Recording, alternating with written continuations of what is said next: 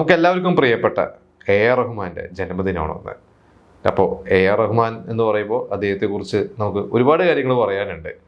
അപ്പോൾ കുറച്ച് കാര്യങ്ങൾ അദ്ദേഹത്തിൻ്റെ ഒരു ജീവിതം, എന്താ പറയുക, അദ്ദേഹത്തിൻ്റെ ഒരു കരിയറുമായി ബന്ധപ്പെട്ടിട്ടുള്ള കുറച്ച് കാര്യങ്ങളാണ് ഞാൻ നിങ്ങളോടൊന്ന് ഷെയർ ചെയ്യാൻ പോകുന്നത്.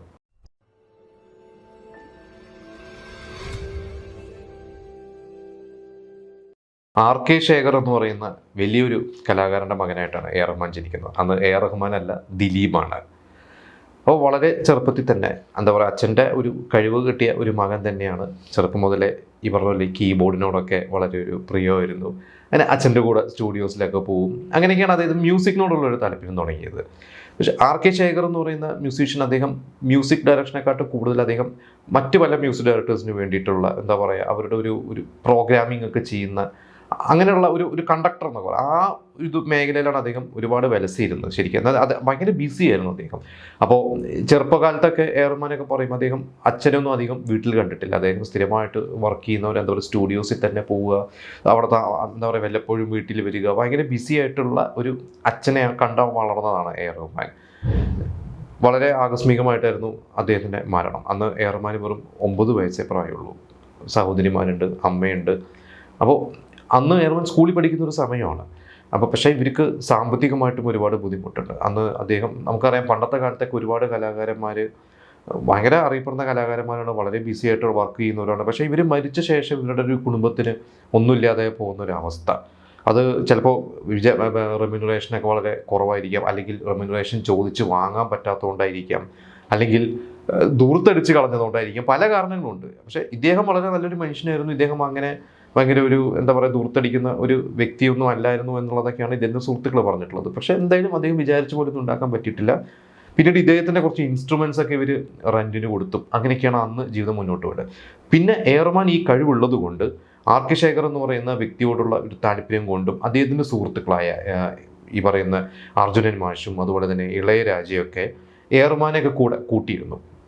എന്നിട്ട് ഇവർക്ക് സ്ഥിരമായിട്ട് ഈ പറഞ്ഞ പോലെ 10 വയസ്സും 11 വയസ്സുള്ള എ ആർ റഹ്മാനാണ് അന്ന് ഇവർക്കൊക്കെ വേണ്ടി കീബോർഡ് വായിക്കാനും പ്രോഗ്രാമിംഗ് വായിക്കാനും. പിന്നെ അന്നും ഈ പറയുന്ന പോലെ ടെക്നോളജി ഒന്നും അധികം വളരാത്ത സമയത്ത് പോലും അവൈലബിൾ ആയിട്ടുള്ള റിസോഴ്സസിൽ മനോഹരമായിട്ട് ടെക്നോളജി യൂസ് ചെയ്തിട്ട് അതിൽ എന്താ പറയുക, ഈ പറഞ്ഞ പോലെ ഒരു കമ്പ്യൂട്ടർ പരിപാടികളൊക്കെ അന്ന് ഇതിലൊക്കെ കൊണ്ടുവന്ന ആദ്യമായിട്ട് എ ആർ റഹ്മാനാണ്. അപ്പോൾ എ ആർ റഹ്മാൻ ഇവരെല്ലാവർക്കും ഭയങ്കര പ്രിയപ്പെട്ടതാണ്. അപ്പോൾ അമ്മ, ഈ പറഞ്ഞ എ ആർ റഹ്മാൻ്റെ അമ്മ അന്ന് പലപ്പോഴും രാത്രിയൊക്കെ സ്റ്റുഡിയോസിൽ വർക്കായിരിക്കും. അപ്പോൾ രാത്രി വർക്ക് കഴിഞ്ഞ് അവരുടെ വണ്ടിയിൽ സ്കൂൾ മുറ്റത്ത് കൊണ്ടുവന്ന് എ ആർ റഹ്മാനെ ഇറക്കി വിടും. എന്നിട്ട് അവിടെ നിന്നുകൊണ്ട് അമ്മ ഭക്ഷണം കൊടുക്കും. A R Rahman school uniform അവിടെ വെച്ച് മാറ്റും. അങ്ങനെ സ്കൂളിൽ പോകും. പക്ഷേ ഈ പറഞ്ഞ എ ആർ റഹ്മാൻ പോയാൽ ഈ മ്യൂസിക്കുമായി ബന്ധപ്പെട്ട് വർക്ക് ചെയ്താൽ മാത്രമേ ഇവർക്ക് കുടുംബം മുന്നോട്ട് പോകാൻ സാധിച്ചിരുന്നുള്ളൂ. അതുകൊണ്ട് തന്നെ ഒരു ഘട്ടം കഴിഞ്ഞപ്പോൾ എ ആർ റഹ്മാൻ്റെ സ്കൂൾ പഠിത്തം നിർത്തേണ്ടി വന്നു. പിന്നീട് പൂർണ്ണമായിട്ടും എ ആർ റഹ്മാൻ മ്യൂസിക്കിലോട്ട് തിരിഞ്ഞു. അന്ന് ഈ ഔസേപ്പച്ചനൊക്കെ മ്യൂസിക് ചെയ്യുമ്പോൾ പലപ്പോഴും മലയാള സിനിമയ്ക്ക്, പ്രത്യേകിച്ച് റാംജി റാവു സ്പീക്കിങ്ങിൻ്റെ ഒക്കെ റീ റെക്കോർഡിങ്ങിൽ നമ്മൾ ആ ഒരു കളിക്കളം എന്ന് പറഞ്ഞ ഒരു പാട്ടും അതിൻ്റെ പോലെ ബാക്ക്ഗ്രൗണ്ട് സ്കോറൊക്കെ അതിലൊക്കെ കീബോർഡ് വായിച്ചിരിക്കുന്നത് എ ആർ റഹ്മാനാണ്. അന്ന് ശിവമണി ഉണ്ട് ഇതുപോലെ തന്നെ ഔസേപ്പച്ചനോട്. ഔസേപ്പച്ചൻ ഇന്നും പറയും, അന്ന് ആ ഒരു സിനിമയുടെ മ്യൂസിക് നിങ്ങളൊന്ന് കേട്ട് കഴിഞ്ഞാൽ വളരെ ലിമിറ്റഡ് റിസോഴ്സസിൽ വെച്ചിട്ട് അത്ര ഗംഭീരമായിട്ട് ചെയ്യാൻ സാധിച്ചത് ഈ പറഞ്ഞ എ ആർ റഹ്മാനും ശിവമണിയൊക്കെ ഉള്ളതുകൊണ്ടാണെന്ന് പറയും. ഇവരുടെ ഒരു ഗ്യാങ് ആയിരുന്നു എ ആർ റഹ്മാനും ശിവമണിയും. അതുപോലെ തന്നെ സുരേഷ് പീറ്റേഴ്സ് ഉണ്ട്. പിന്നെ വേറെ കുറച്ച് പേരുണ്ട്. ഇവർക്കൊരു ബാൻഡൊക്കെ അന്ന് ഉണ്ടായിരുന്നു. അപ്പോൾ അന്ന് ഈ പറഞ്ഞ പോലെ എ ആർ റഹ്മാൻ്റെയൊക്കെ വീട്ടിൽ, മദ്രാസിലെ എ ആർ റഹ്മാൻ്റെയൊക്കെ ഒരു വീടിൻ്റെ ടെറസിൻ്റെ മേളിലൊക്കെ ഇരുന്ന് ഇവരുടെയൊക്കെ സ്ഥിരം സങ്കേതം. അവിടെ വെച്ചാണ് ഇവരുടെ മ്യൂസിക്, ഇവരുടെ സ്വപ്നങ്ങളൊക്കെ പങ്കുവെച്ചിരുന്നത്. അന്ന് എ ആർ റഹ്മാൻ്റെ അമ്മ ഭക്ഷണം ഉണ്ടാക്കി കൊടുക്കും. അവിടെ തന്നെ കിടന്നുറങ്ങും. അങ്ങനെയൊക്കെയായിരുന്നു. പിന്നെ എ ആർ റഹ്മാൻ്റെ സഹോദരിക്കൊരു അസുഖം വന്നു കഴിഞ്ഞപ്പോൾ അന്നൊരു ഈ പറഞ്ഞ ഒരു മുസ്ലിം നമ്മൾ സൂഫി എന്നൊക്കെ പറയുന്ന അങ്ങനെ അദ്ദേഹം ട്രീറ്റ് ചെയ്തു. പിന്നെ അങ്ങനെ ഒരു എ ആർ റഹ്മാൻ ഒരു ഇസ്ലാം മതത്തിലോട്ടൊരു വിശ്വാസം വരികയും അങ്ങനെ എ ആർ റഹ്മാൻ ഇസ്ലാമായിട്ട് അവർ കുടുംബം മുഴുവനും കൺവേർട്ട് ആവുകയാണ് ചെയ്തത്. അതിനുശേഷമുള്ള ഇദ്ദേഹത്തിൻ്റെ ഒരു ജീവിതം, അതായത് ഇദ്ദേഹം ഒരിക്കലും പഴയ ദിലീപ് എന്ന് പറയുന്ന ഒരു പേര് പറയാറില്ല. ഇദ്ദേഹം അതൊരു കഴിഞ്ഞ ജന്മം എന്ന രീതിയിലാണ് അദ്ദേഹം കണക്കാക്കിയിരുന്നത്. പിന്നീട് എ ആർ റഹ്മാൻ ആയ ശേഷം അദ്ദേഹത്തിൻ്റെ ഒരു ജീവിതം വളരെ ചിട്ട, അതായത് ഇന്നും അദ്ദേഹം ആ ഒരു ചിട്ടയായിട്ടുള്ള ജീവിതം തന്നെയാണ് അദ്ദേഹം നയിച്ചു പോകുന്നത്. കാരണം നിസ്കാരമായാലും അദ്ദേഹത്തിൻ്റെ എന്താ പറയുക, എല്ലാവരോടുള്ളൊരു പെരുമാറ്റമായാലും പിന്നെ വളരെയധികം ചാരിറ്റി ചെയ്യുന്നതാണ് അദ്ദേഹം. എപ്പോഴും ഉമ്മയും പെങ്ങളും ഒക്കെ പോയിട്ട് അവിടുത്തെ ഒരു ഓർഫനേജിലായാലും പ്രായമായിട്ടുള്ള ആളുകൾക്ക് എന്താ പറയുക അവിടെ ഭക്ഷണം കൊടുക്കുന്നതും ഒരുപാട് ചാരിറ്റി ചെയ്യുന്ന ഒരു വ്യക്തിയാണ് എ ആർ റഹ്മാൻ. പിന്നെ അതുവരെ ഉണ്ടായിരുന്ന ഒരു എന്താ പറയുക മ്യൂസിക് ഡയറക്ടേഴ്സിൻ്റെ ഒരു സങ്കല്പം തന്നെ മാറ്റിമറിച്ച ഒരു വ്യക്തിയാണ് എ റഹ്മാൻ. പിന്നെ നമുക്ക് എ റഹ്മാനെ കുറിച്ച് കേട്ടിട്ടുള്ള അധികം രാത്രിയാണ് വർക്ക് ചെയ്യുന്നത്. അപ്പോൾ തമാശ രൂപേണയൊക്കെ ഇന്നത്തെ പല യുവ മ്യൂസിക് ഡയറക്ടേഴ്സൊക്കെ പലപ്പോഴും എ റഹ്മാൻ്റെ പോലെ എന്നൊക്കെ നമ്മൾ ചില സിനിമയിലൊക്കെ കണ്ടിട്ടൊക്കെ ഉണ്ട്. രാത്രി ഉറക്കമൊഴിക്കും അത് എ റഹ്മാനെ പോലെ ആവാൻ. ശരിക്കും എ റഹ്മാൻ തന്നെ പിന്നീട് എവിടെയോ പറഞ്ഞിട്ടുണ്ടെന്ന് ഞാൻ വായിച്ചിട്ടുണ്ട്. അതായത് അന്ന് എ റഹ്മാൻ ഇളയരാജയുടെ കൂടെ വർക്ക് ചെയ്യുമ്പോൾ പകൽ മുഴുവനും ഇളയരാജയുടെ അസിസ്റ്റൻ്റായിട്ട് വർക്ക് ചെയ്യും. പിന്നീട് ഇദ്ദേഹം ജിംഗിൾസ്, നമുക്കറിയാം പരസ്യത്തിലൂടെയാണ് എ റഹ്മാൻ്റെ തുടക്കം സിനിമയിൽ വരുന്നതിന് മുമ്പ്. അപ്പോൾ ജിംഗിൾസ് ഒക്കെ ചെയ്തിരുന്ന സമയത്ത് ഇദ്ദേഹത്തിൻ്റെതായ ഒരു സമയം കിട്ടിയിരുന്നത്, സ്വന്തം വർക്കുകൾ ചെയ്യാൻ ഒരു സമയം കിട്ടിയിരുന്നത് രാത്രിയായിരുന്നു. അപ്പോൾ പകൽ മുഴുവൻ ഇളയരാജയുടെ കൂടെ വർക്ക് ചെയ്തിട്ട് രാത്രി സ്വന്തം കാര്യത്തിനിരിക്കും. പിന്നീട് അത് അദ്ദേഹത്തിൻ്റെ ഒരു റൂട്ടീനായി മാറി. ഇന്നും ഇളയരാജയുടെ ഒരു സ്റ്റുഡിയോ എന്ന് പറഞ്ഞാൽ വൈകുന്നേരം ആകുമ്പോൾ ഒരു രാത്രി ആകുമ്പോൾ തുടങ്ങും. രാവിലെ ഇദ്ദേഹത്തിൻ്റെ മക്കളൊക്കെ സ്കൂളിലൊക്കെ, ഇന്ന് മക്കളൊക്കെ വലുതായി, അന്നൊക്കെ പറഞ്ഞിരുന്ന മക്കൾ സ്കൂളിൽ പോകുന്ന ഒരു സമയമാകുമ്പോഴായിരിക്കും ഇദ്ദേഹം വീട്ടിലെത്തിയിട്ട് കിടന്നുറങ്ങുന്നത്. അപ്പോൾ ഇത് റൂട്ടീൻ അങ്ങനെയാണ്. അതായത് ഞാൻ ഏതൊരു സംവിധായകൻ എവിടെയോ പറഞ്ഞത് ഞാൻ വായിച്ചിട്ടുണ്ട്. രാവിലെ 6 മണി ആ ഒരു സമയത്തൊക്കെ എ റഹ്മാൻ്റെ സ്റ്റുഡിയോയിൽ ഇരിക്കുമ്പോൾ എ റഹ്മാൻ്റെ അമ്മ അവിടെ വന്ന് ബിരിയാണിയൊക്കെ ആയിട്ടായിരിക്കും വരുന്നത്, മട്ടൺ ബിരിയാണി ആയിട്ട് ഇരിക്കുന്നത്. അപ്പോൾ നമുക്കൊക്കെ നോർമലി രാവിലെ എന്ന് പറയുമ്പോൾ ബ്രേക്ക്ഫാസ്റ്റ് ആണ്. അപ്പോൾ ഈ സംവിധാനം ചോദിക്കുമ്പോൾ ഞാൻ ഇത് ബ്രേക്ക്ഫാസ്റ്റ് ആയിട്ട് എങ്ങനെ കഴിക്കുന്നത് പറയുമ്പോൾ എ റഹ്മാൻ അതിൻ്റെ ഡിന്നറാണ്. അദ്ദേഹം അത് കഴിച്ചിട്ടാണ് പോയി കിടക്കുന്നത്. അദ്ദേഹത്തിൻ്റെ ദിവസം തുടങ്ങുന്നത് വൈകുന്നേരം അല്ലെങ്കിൽ സന്ധ്യ കഴിഞ്ഞ് രാത്രിയൊക്കെ ആകുമ്പോഴാണ് അദ്ദേഹത്തിൻ്റെ ജീവിതം തുടങ്ങുന്നത്. അപ്പോൾ ഇങ്ങനെ ഒരു ജിംഗിൾസും കാര്യങ്ങളൊക്കെ ആയിട്ടായിരുന്നു എ റഹ്മാൻ്റെ ഒരു തുടക്കം. പിന്നീടാണ് മണിരത്നം റോജ എന്നുള്ള സിനിമയിലൂടെ കൊണ്ടുവരുന്നത്. അപ്പോൾ അന്ന് ശരിക്കും എ റഹ്മാൻ സിനിമയിൽ പോകണോ വേണ്ടയോ എന്നുള്ളൊരു ചിന്ത ഉണ്ടായിരുന്നു. കാരണം ജിംഗിൾസിൽ ബിസിയാണ്, അതിൽ അത്യാവശ്യം വരുമാനം കിട്ടുന്നുണ്ട്. അപ്പോൾ അന്ന് മണിരത്നത്തിൻ്റെ തന്നെ മറ്റൊരു സുഹൃത്ത്, ആ ഒരു സുഹൃത്തിനെയാണ് ആദ്യം ആലോചിച്ചിരുന്നത് ഇതിൽ റോജയിലേക്ക് വേണ്ടി. പക്ഷെ ആ ഒരു സുഹൃത്തിന് മറ്റ് കമ്മിറ്റ്മെൻ്റ് ഉള്ള കാരണമാണ് പിന്നീട് എ റഹ്മാനിലേക്ക് എത്തിയത്. അപ്പോൾ അന്ന് ഈ പറഞ്ഞ പോലെ എ റഹ്മാൻ അന്ന് വേറെ എന്തോ ഒരു ആൽബത്തിന് വേണ്ടി ചെയ്തു വെച്ചിരുന്ന ഒരു പാട്ട്, അത് തമിഴ എന്ന് പറയുന്ന ഒരു സോങ്, അതാദ്യം കേൾപ്പിച്ചു. പിന്നീട് മണിരത്നത്തിൻ്റെ കൂടെ ഇരുന്ന് വർക്ക് ചെയ്തിട്ടാണ് റോജയിലെ പാട്ടുകളൊക്കെ ഉണ്ടാക്കിയത്. അത് ഒറ്റ പാട്ട് കൊണ്ട് അല്ലെങ്കിൽ ഒരൊറ്റ ആൽബം കൊണ്ട്, ആ ഒരൊറ്റ സിനിമ കൊണ്ട് എ റഹ്മാൻ ഒരു സെൻസേഷനായി മാറി. അത് ഇന്ത്യ മുഴുവനും അറിയപ്പെടുന്ന ഒരു സെൻസേഷനായി മാറിയിട്ടുണ്ട്. അതിന് മുമ്പ് നമുക്കറിയാം ഇളയരാജയുണ്ട്. ഇളയരാജ തന്നെയാണ് മ്യൂസിക്കിലെ ഒരു ദൈവം എന്ന് പറയാവുന്നത്. അത് ഏറ്റവും പ്രതിഫലം വാങ്ങിയിരുന്ന ഒരു മ്യൂസിക് ഡയറക്ടർ ഇളയരാജ തന്നെയായിരുന്നു. പക്ഷേ എ റഹ്മാൻ്റെ ഒരു വരവോട് കൂടി ശരിക്ക് നമുക്ക് പറയാം, അതായത് ഇളയരാജയുടെ ജീവിതം നമ്മൾ എടുത്തു കഴിഞ്ഞാൽ എ റഹ്മാന് മുമ്പും എ റഹ്മാന് ശേഷം, എ റഹ്മാൻ്റെ വരവിന് ശേഷം, അങ്ങനെയും ഇളയരാജയുടെ ജീവിതത്തിൽ നമുക്ക് പറയാം. കാരണം ഒരു കോമ്പറ്റീഷൻ തന്നെയായി മാറിയിരുന്നു. ഒരു ശിഷ്യം വന്ന് വേറൊരു തരത്തിലാണ്. പക്ഷെ ഒരിക്കലും നമുക്ക് ഇളയരാജയുടെ ഒരു എന്താ പറയുക ടൈപ്പ് ഓഫ് മ്യൂസിക് അല്ല.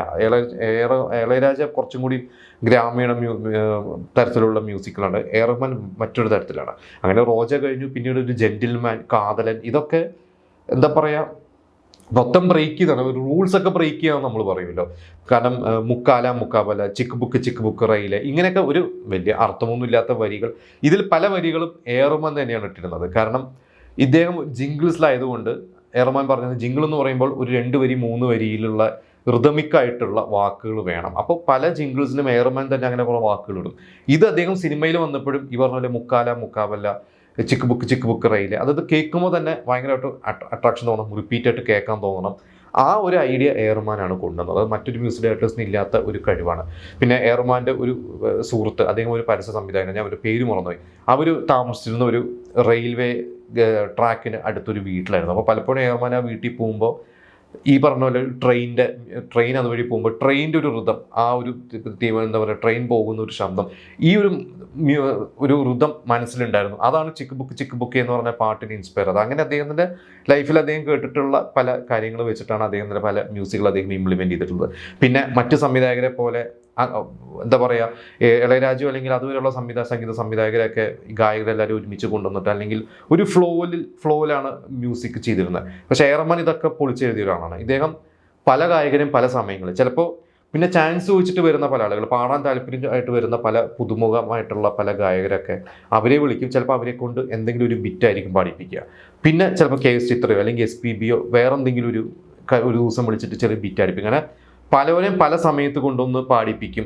പല രീതിയിൽ മ്യൂസിക് പല സമയങ്ങൾ ചെയ്ത് ഇതെല്ലാം കൂടി ക്ലബ്ബ് ചെയ്തിട്ട് ഒരു ഔട്ട് ഇറക്കുന്ന ഒരാളാണ് എ റഹ്മാൻ.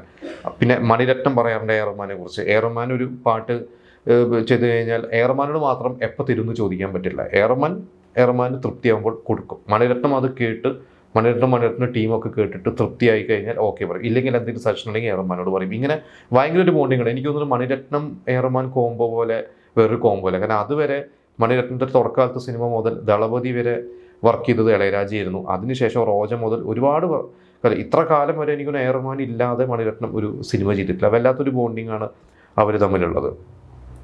നമുക്കറിയാം എവിടെയോ വരെത്തി, ഓസ്കാർ അവാർഡ് വരെത്തി. ഇതിനുശേഷം അദ്ദേഹത്തിൻ്റെ റോജ കഴിഞ്ഞിട്ട് മലയാളത്തിൽ ചെയ്തു.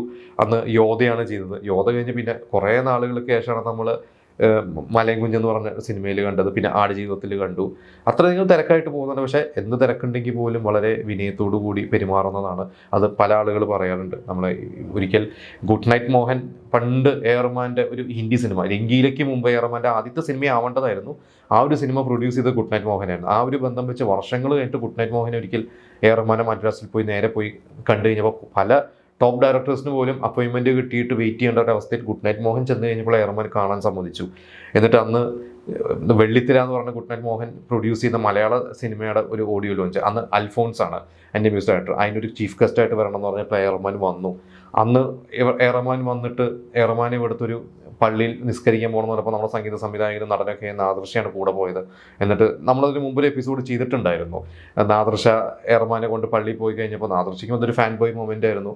പക്ഷെ ആ പള്ളിയിലെ അന്ന് അവിടെയുള്ള ഒരു പ്രായമായിട്ടുള്ള ഒരു വ്യക്തിയായിരുന്നു. അദ്ദേഹത്തിന് എ ആർ റഹ്മാനെ കണ്ടിട്ട് മനസ്സിലായിട്ടില്ല. പക്ഷേ അദ്ദേഹം എന്നിട്ട് എന്തോ ഒരു മോശമായിട്ടൊന്നും എ ആർ റഹ്മാനോട് എന്തോ ചോദിച്ചു. പക്ഷേ എ ആർ റഹ്മാൻ അതൊക്കെ എൻജോയ് ചെയ്തു എന്നൊക്കെയാണ് പറയുന്നത്. അപ്പോൾ എന്തായാലും എ ആർ റഹ്മാൻ്റെ ഒരുപാട് പാട്ടുകളുണ്ട്. നമുക്ക് ഇന്ന് അതിന് ശേഷം ഒരുപാട് മ്യൂസിക് ഡയറക്ടേഴ്സ് വന്നെങ്കിലും എ ആർ റഹ്മാൻ്റേതായ ഒരു ടൈപ്പ് ഓഫ് പാട്ടുകളൊക്കെ ആയിട്ടാണ് ഇപ്പോഴും പോകുന്നുണ്ട്. ഇപ്പോൾ റീസെൻ്റായിട്ട് നമുക്കറിയാം പൊന്നിയിൻ സെൽവൻ എന്ന് പറയുന്ന ഒരു സിനിമയൊക്കെ ഗംഭീരമായിട്ട് തന്നെയാണ് ചെയ്തത്. അതിൻ്റെ എനിക്ക് അതിൻ്റെ ബാക്ക്ഗ്രൗണ്ട് സ്കോർസിനൊക്കെയാണ് തോന്നുന്നു അതിൻ്റെ നാഷണൽ അവാർഡൊക്കെ കിട്ടിയിട്ടുണ്ട്. ഒരു 7 തവണ എന്തോ നാഷണൽ അവാർഡ് കിട്ടിയിട്ടുണ്ട്.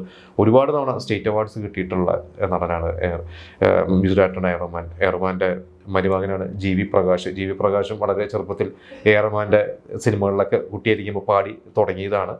എന്തായാലും നിങ്ങൾക്ക് ഇഷ്ടപ്പെട്ട എ ആർ റഹ്മാൻ്റെ പാട്ടുകൾ ഒരുപാടുണ്ടാവും. അതിൽ നിങ്ങളുടെ ഒരു ഫേവറേറ്റ് ഒരു 5 എണ്ണം നിങ്ങൾ നമുക്ക് കമൻറ്റ് ചെയ്യാം.